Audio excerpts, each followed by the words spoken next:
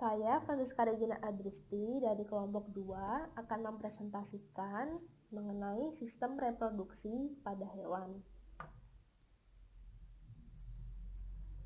Reproduksi adalah suatu proses biologis suatu individu untuk menghasilkan individu baru.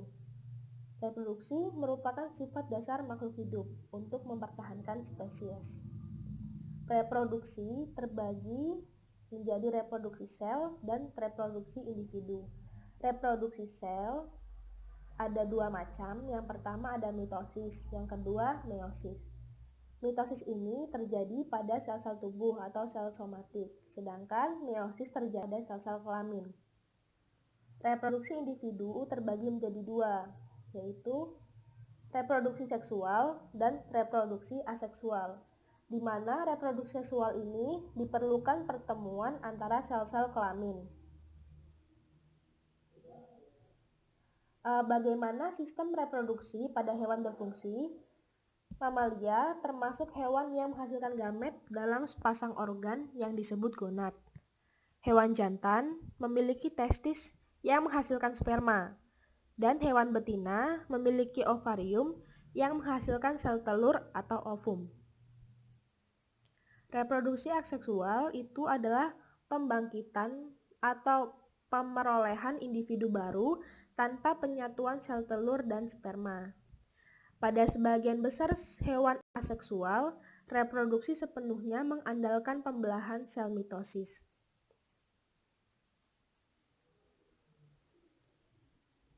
Di sini terdapat beberapa jenis reproduksi aseksual. Yang pertama ada fisi, yaitu tubuhnya membelah menjadi potongan-potongan kecil, kemudian setiap potongan itu meregenerasi menjadi bagian-bagian yang hilang. Biasanya terjadi pada beberapa cnidaria, cacing pipih, dan annelida. Yang kedua ada tunas, yaitu hewan mulai bertunas seperti pada tumbuhan, kemudian setelah dewasa, tunas tersebut akan lepas dan hidup secara mandiri. Yang ketiga ada parthenogenesis, terjadi pada insekta, ikan, amfibi, dan beberapa jenis reptil. Terjadi ketika telur dapat berkembang menjadi dewasa tanpa fertilisasi oleh sperma. Yang keempat ada fragmentasi, yaitu pemisahan salah satu bagian tubuh yang kemudian dapat tumbuh dan berkembang menjadi individu baru, contohnya pada planaria dan asterias. Fisi ini biasanya terjadi pada bakteri. Prosesnya ada DNA selnya tereplikasi. Jadi mulanya DNA ini kan menggulung, kemudian salinan replikasi ini akan pindah ke kutub yang berlawanan, akan memisah. Plasmidnya ini juga akan mengganda, juga akan berpindah ke kutub masing-masing. Kemudian selnya akan mengalami penyekatan yang kemudian akan lepas secara sempurna dan menghasilkan dua individu yang identik.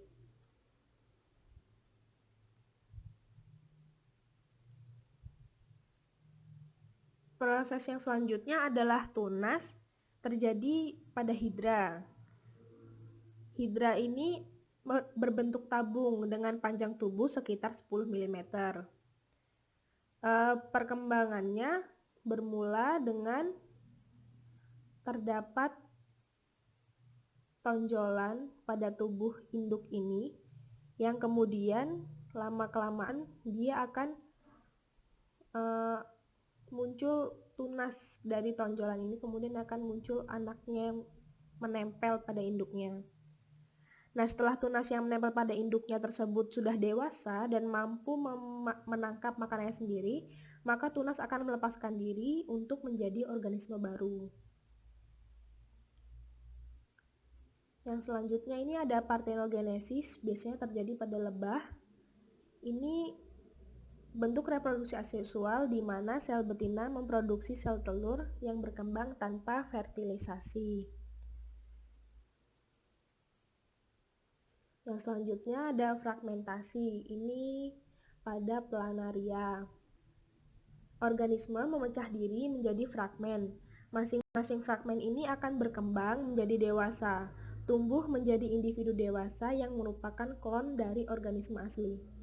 Sepotong potongan membujur dari bagian samping akan beregenerasi dengan normal jika potongan itu tetap lurus. Jika potongan membengkok atau melengkung, maka kepala akan tumbuh pada bagian samping dalam. Jika kepala planaria dibelah, akan dapat membentuk seekor planaria yang berkepala dua.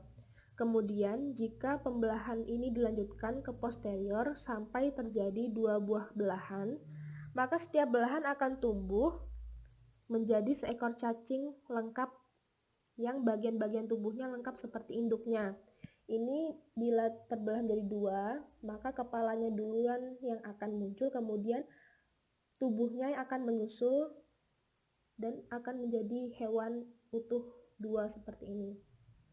Ini jika potongannya seperti ini, maka masing-masing bagian ini akan melengkapi bagian-bagian tubuh yang hilang. Reproduksi aseksual yang selanjutnya ini reproduksi aseksual mengakibatkan perubahan genetik, melibatkan tingkah laku, hormon, dan fisiologi. Fusi gamet, sperma, dan sel telur yang masing-masing mempunyai kromosom N. Sel telur membawa cadangan makanan. Kemudian sel sperma motil dan fertilisasi dapat terjadi secara eksternal dan internal. Reproduksi aseksual ini dapat dikategorikan jadi 3 macam secara umum, yaitu ada ovipar, ini fertilisasi eksternal dan perkembangan embrio di luar tubuh induk, contohnya pada ikan, amfibi, unggas. Kemudian fertilisasinya ada yang internal dan perkembangan embrio di luar tubuh induk ini terjadi pada unggas. Jadi setelah fertilisasi, kemudian embrionya ini akan terbungkus dalam cangkang untuk melindungi embrio tersebut karena embrio tersebut akan berkembang di luar tubuh induk.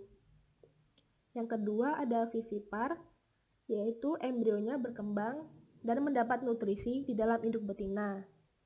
Contohnya pada mamalia.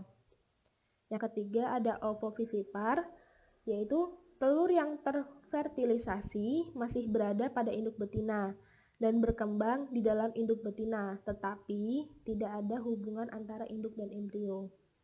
Telur menetas di dalam induk betina dan dilahirkan. Jadi pada ovovivipar ini,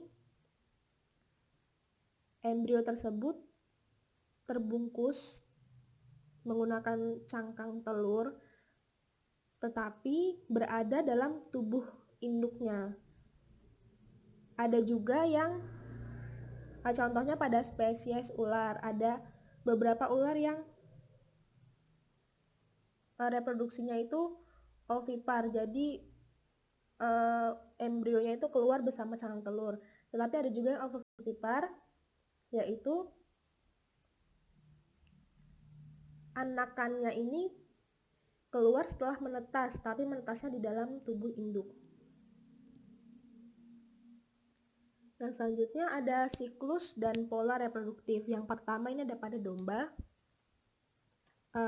Sebagian besar hewan menunjukkan siklus dalam aktivitas reproduksi, seringkali berkaitan dengan perubahan musim. Misalnya, domba betina memiliki siklus reproduktif yang berlangsung 15-17 hari. Ovulasi terjadi pada pertengahan siklus. Siklus domba betina biasanya hanya terjadi selama musim gugur dan awal musim dingin. Dan panjang kehamilan yang dihasilkan adalah 5 bulan. Sebagian besar anak domba dilahirkan pada awal musim semi, pada saat peluang untuk sintas telah optimal. Siklus reproduktif dikontrol oleh hormon yang kemudian diregulasi oleh petunjuk-petunjuk lingkungan. Petunjuk lingkungan yang umum berupa perubahan pada siang hari, suhu musiman, curah hujan, dan siklus bulan. Jadi siklus dan pola reproduktif pada hewan ini seringkali bergantung atau berkaitan dengan lingkungan dan biasanya pada perubahan musim. Siklus dan pola reproduktif selanjutnya ini terjadi pada kadal. Pada beberapa spesies kadal dapat bereproduksi secara eksklusif melalui partenogenesis. Pada spesies ini tidak ada jantan, namun kadal melakukan perilaku kawin yang khas dari spesies seksual pada genus yang sama. Selama musim kawin, seekor betina dari masing-masing pasangan kawin meniru perilaku jantan. Perilaku seksual kadal ini berkorelasi dengan siklus ovulasi yang diperantarai oleh hormon seks. Saat kadar estradiol naik, ovarium tumbuh dan kadal berperilaku sebagai betina. Jadi ini adalah yang merah adalah hormon estradiol. Pada saat dia naik, maka perilakunya akan menyerupai betina. Kemudian setelah ovulasi, kadar estradiol turun secara mendadak. Kadar estradiolnya turun, kemudian kadar progesteronnya naik. Kadar hormon ini berkorelasi dengan perilaku menyerupai jantan. Setelah estradiolnya turun, maka akan naik hormon progesteron yang mengakibatkan perilaku menyerupai jantan. Yang selanjutnya ada siklus dan pola reproduktif pada hewan hermafrodit. Hewan-hewan hermafrodit memiliki sistem reproduksi jantan maupun betina. Setiap hermafrodit bereproduksi sebagai jantan dan betina sekaligus. Dua individu yang berbeda dapat saling kawin, dan masing-masing hewan menyumbangkan dan menerima sperma selama perkawinan. Jadi pada hermafrodit ini ada dua alat kelamin, jenis kelamin pada satu tubuh, betina dan jantan.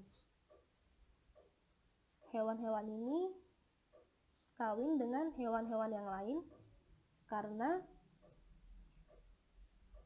sel kelamin ini tidak matang secara bersamaan, jadi tetap membutuhkan hewan yang lain untuk bereproduksi.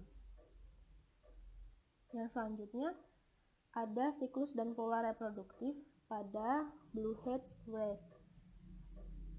Pola reproduksi pembalikan jenis kelamin ini yang terjadi pada ikan tersebut. Ikan ini hidup dalam harem-harem yang terdiri dari satu jantan dan sejumlah betina. Ketika jantan tersebut mati, betina yang terbesar dan biasanya tertua dalam harem tersebut menjadi jantan yang baru. Perubahan jenis kelamin mengakibatkan pemberian ulang genetik lengkap dari gonad atau kelenjar seksual. Gen yang diperlukan untuk mempertahankan ovarium dimatikan, dan kemudian jalur genetik baru secara aktif difungsikan untuk mempromosikan pembentukan testis. Dalam waktu seminggu, individu yang telah bertransformasi itu menghasilkan sperma, bukan lagi sel telur. Jadi pembalikan jenis kelamin ini berhubungan dengan genetik.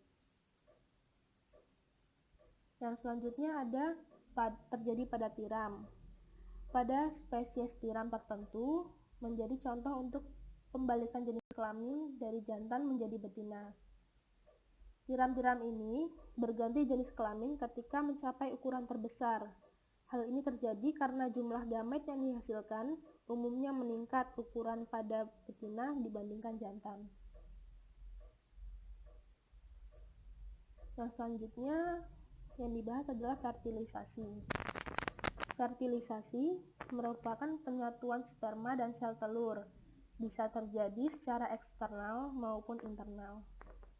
Fertilisasi eksternal ini ketika betina melepaskan sel-sel telur ke lingkungan, kemudian sel-sel jantan memfertilisasinya, tetapi terjadi tidak dalam tubuh betina.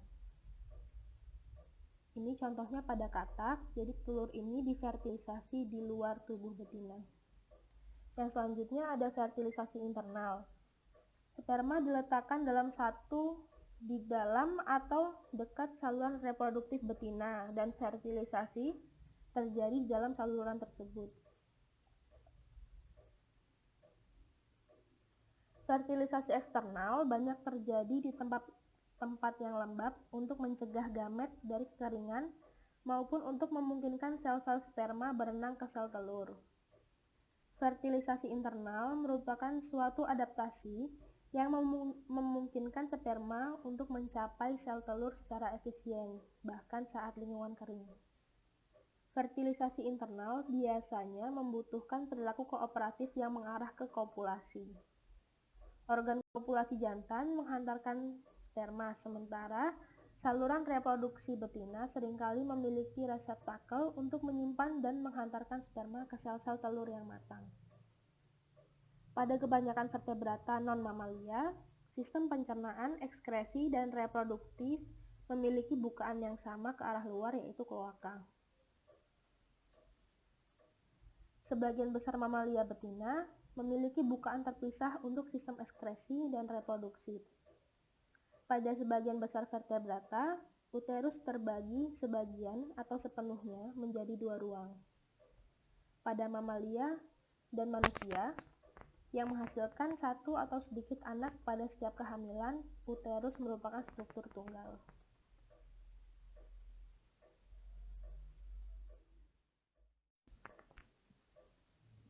Yang selanjutnya merupakan anatomi reproduksi laki-laki. Testis terdiri dari banyak saluran yang menggulung, dikelilingi oleh jaringan ikat. Saluran ini adalah tubulus seminiferus, tempat terbentuknya sperma. Sel-sel Leydig tersebar di antara tubulus-tubulus seminiferus menghasilkan testosteron dan androgen yang lain. Produksi sperma terjadi dengan benar hanya jika suhu testis lebih rendah daripada suhu tubuh normal. Skrotum, yaitu suatu lipatan dinding tubuh yang mempertahankan suhu testis sekitar 2 derajat Celcius di bawah suhu dalam rongga perut. Dari tubulus seminiferus, sebuah testis, sperma melewati saluran menggulung yang disebut epididymis. Pada manusia, sperma memerlukan waktu 3 minggu untuk melewati saluran sepanjang 6 meter setiap epididymis. Selama perjalanan ini, sperma menyelesaikan pematangannya dan menjadi motil. Selama ejakulasi, sperma didorong dari setiap epididymis melalui vas deferens.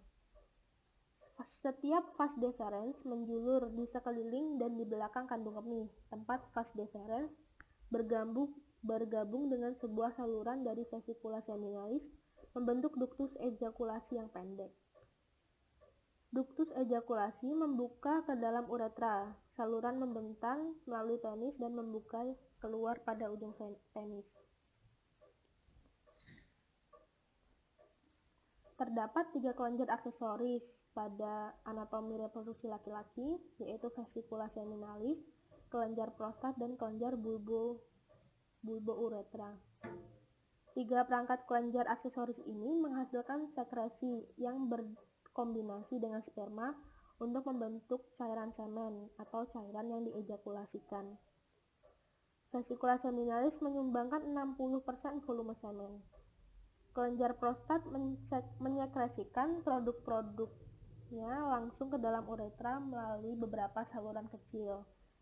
Kelenjar bulbouretra merupakan sepasang kelenjar kecil di sepanjang uretra yang berada di bawah prostat.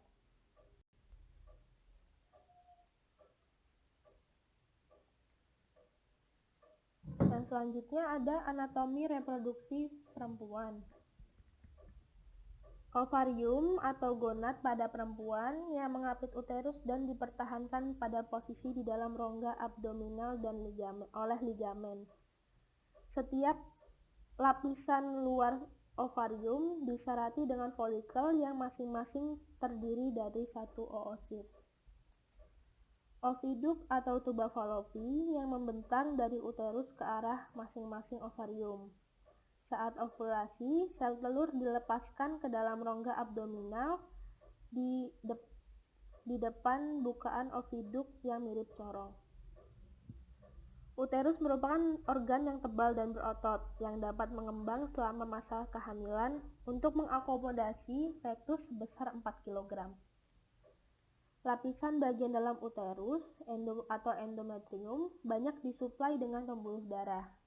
Bagian leher dari uterus adalah serviks yang membuka ke dalam vagina.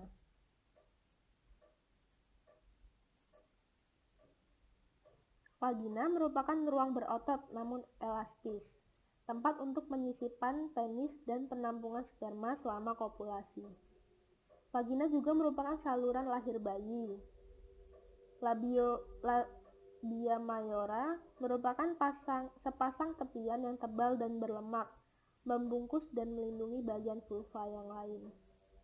Labia minora membatasi bukaan vagina dan bukaan uretra yang terpisah.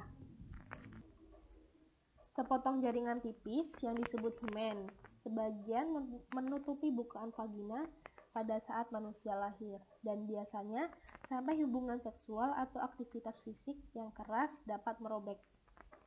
Terletak di bagian atas persimpangan labia minora. Klitoris ini terdiri dari batang pendek yang mendukung glans atau kepala yang ditutupi oleh tudung kulit kecil. Kelenjar susu ini terdapat pada dua jenis kelamin, namun dalam keadaan normal yang menghasilkan susu hanyalah pada perempuan. Payudara mengandung jaringan ikat dan lemak selain kelenjar susu, karena kadar estradiol yang rendah pada laki-laki membatasi perkembangan deposit lemak.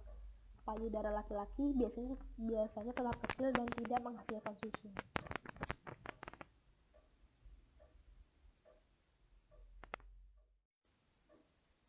Pembahasan selanjutnya adalah waktu dan pola meiosis pada mamalia. Pembentukan dan perkembangan sperma berlangsung secara terus-menerus dan dalam jumlah besar pada laki-laki dewasa. Pembelahan sel terjadi di sepanjang tubulus seminiferus yang menggulung di dalam kedua testis. Untuk sebuah sperma tunggal diperlukan waktu sekitar 7 minggu dari awal hingga akhir proses. Pada spermatogenesis, keempat produk meiosis berkembang menjadi gamet yang matang. Spermatogenesis termasuk pembelahan mitosis sel punca dan spermatogonium yang terdiferensiasi. Terjadi di sepanjang masa remaja dan dewasa. Spermatogenesis menghasilkan sperma matang dari sel-sel prekursor dengan urutan-urutan yang tidak terputus. Dapat dilihat pada gambar.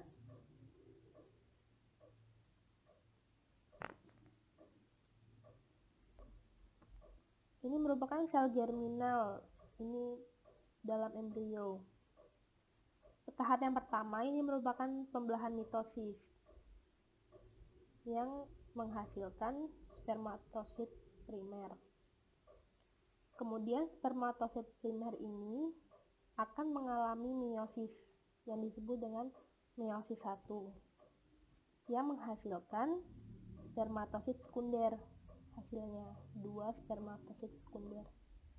Setelah itu, masing-masing dari spermatosit sekunder ini akan mengalami meiosis yang disebut meiosis 2, yang kemudian akan menghasilkan spermatid awal.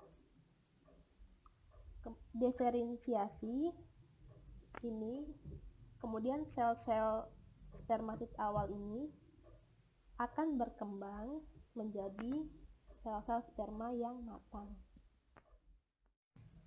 Waktu dan pola meiosis pada mamalia betina. Perkembangan oosit atau sel telur yang matang merupakan proses yang berlangsung lama di dalam tubuh perempuan. Sel telur yang belum matang terbentuk di dalam ovarium embrio perempuan, namun tidak dapat menyelesaikan perkembangannya hingga bertahun-tahun.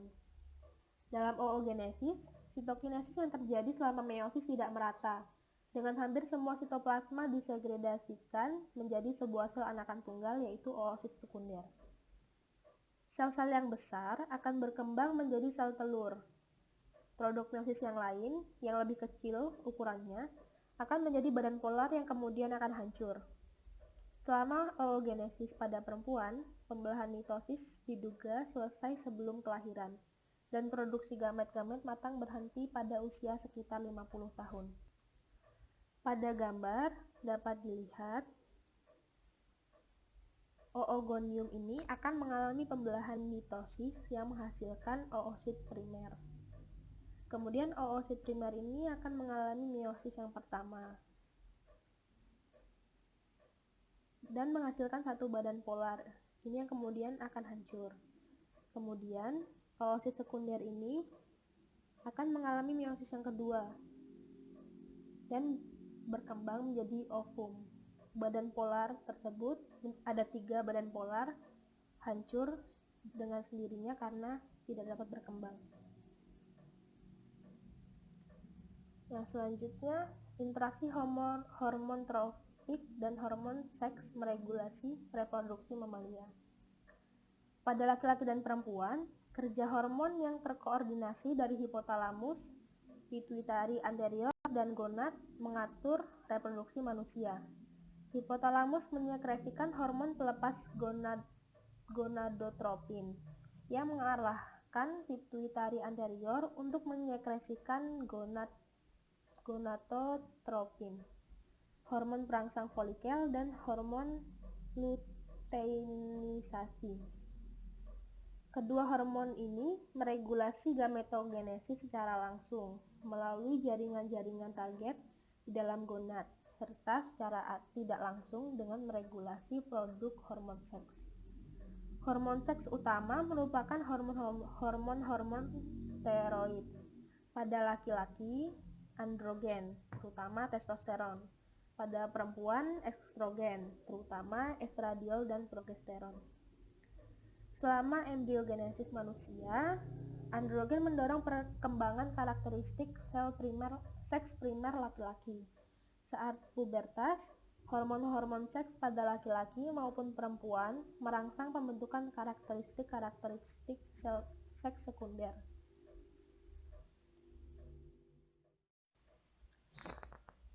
Selanjutnya, terdapat kontrol hormonal dari sistem reproduktif laki-laki.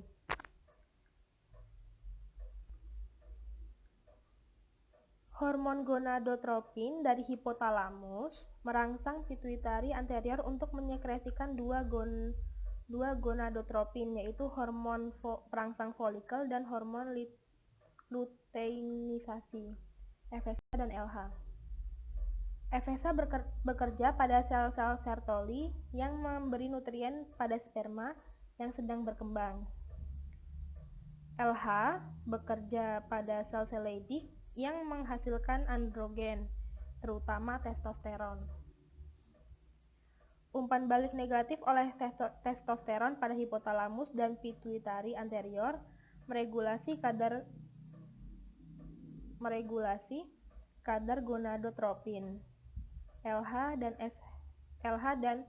FSH di dalam darah. Sekresi FSH juga bergantung pada umpan balik negatif oleh inhibin yang disekresikan oleh sel-sel Sertoli.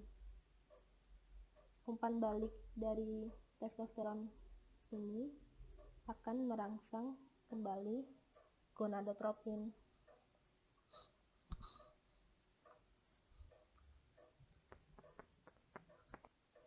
Yang selanjutnya adalah siklus reproduktif pada perempuan. Ovulasi hanya terjadi setelah endometrium mulai menebal dan mengembangkan suplai darah yang kaya, sehingga mempersiapkan uterus untuk implantasi embrio yang mungkin terjadi. Kelepasan siklus endometrium dari uterus inilah yang disebut menstruasi. Ada 2 siklus reproduktif yang terkait erat pada perempuan. Perubahan yang terjadi di dalam uterus didefinisikan sebagai siklus menstruasi atau siklus uterus. Peristiwa siklis yang terjadi di dalam ovarium disebut siklus ovarium. Ini adalah siklus reproduktif perempuan. Ini merupakan gambar utuhnya, kemudian akan dipisah untuk melihat ukuran yang lebih besar.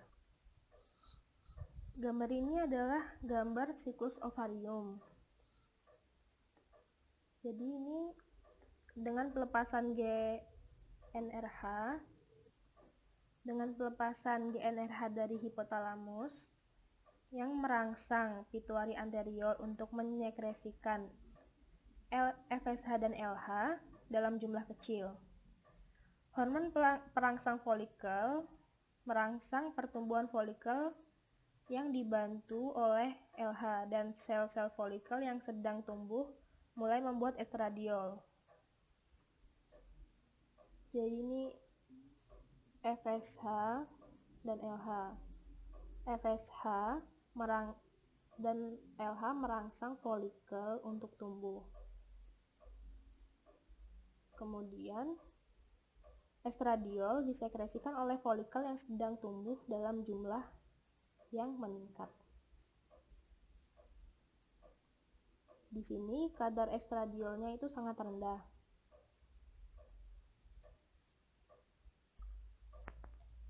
Ketika sekresi estradiol oleh folikel yang sedang tumbuh mulai naik tajam, ini kadar FSH dan LH meningkat secara mencolok. Ini kadar FSH-nya meningkat.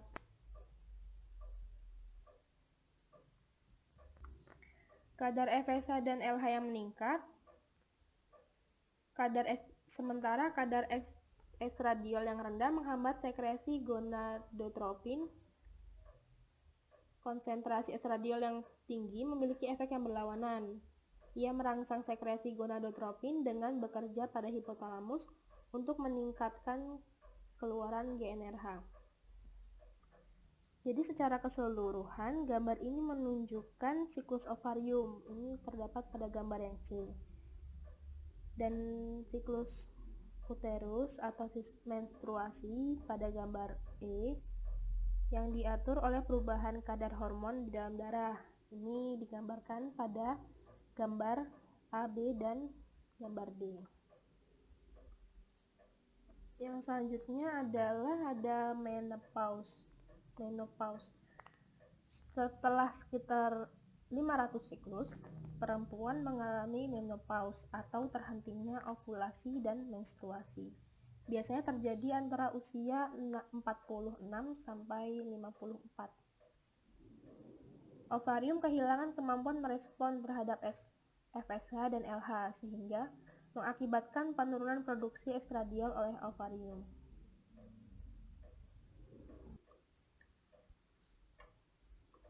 Pembahasan selanjutnya ada pembentukan zigot. Jadi dari proses yang pertama ini ada ovulasi. Ovulasi melepaskan oosit sekunder yang memasuki oviduk. Kemudian proses yang kedua terjadinya fertilisasi. Sebuah sperma memasuki oosit.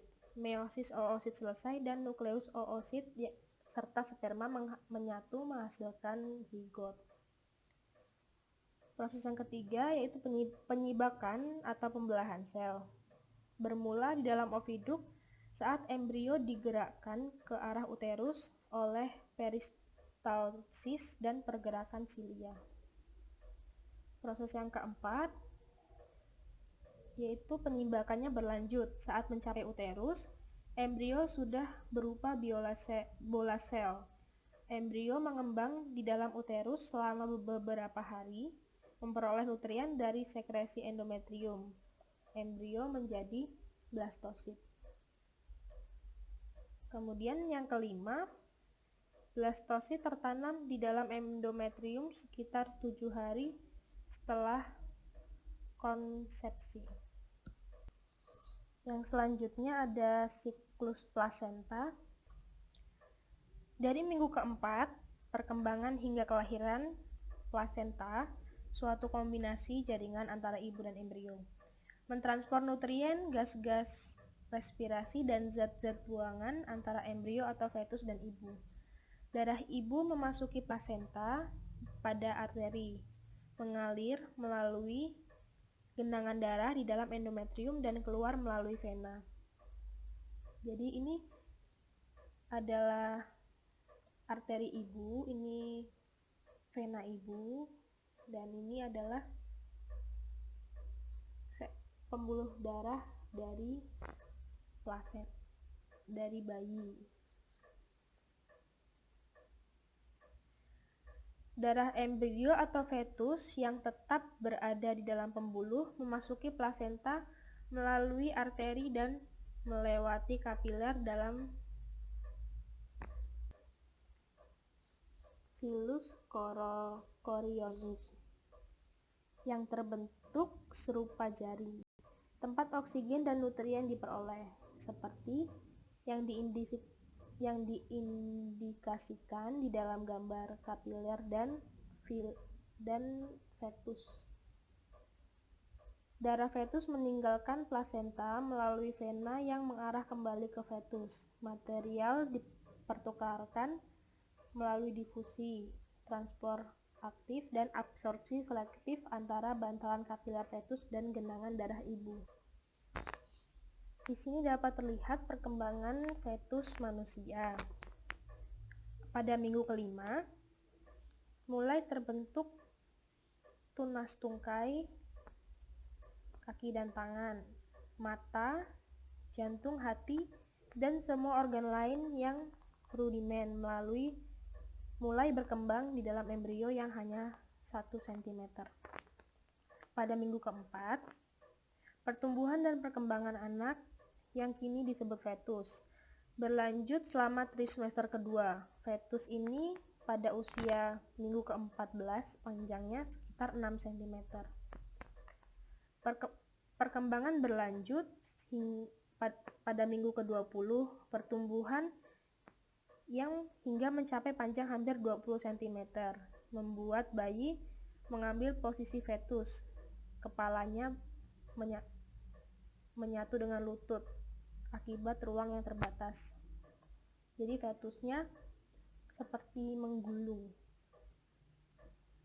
mendekap gitu.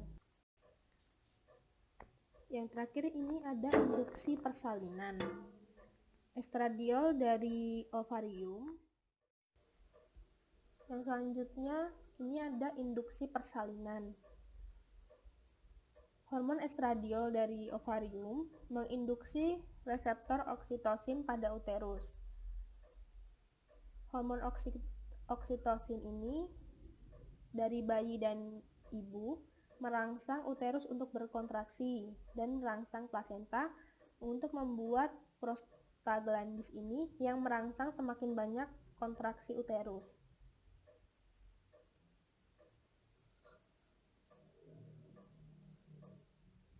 Sekian yang dapat saya sampaikan. Terima kasih telah menyimak dan mendengarkan. Maaf atas segala kekurangan dan kesalahan yang saya lakukan. Terima kasih.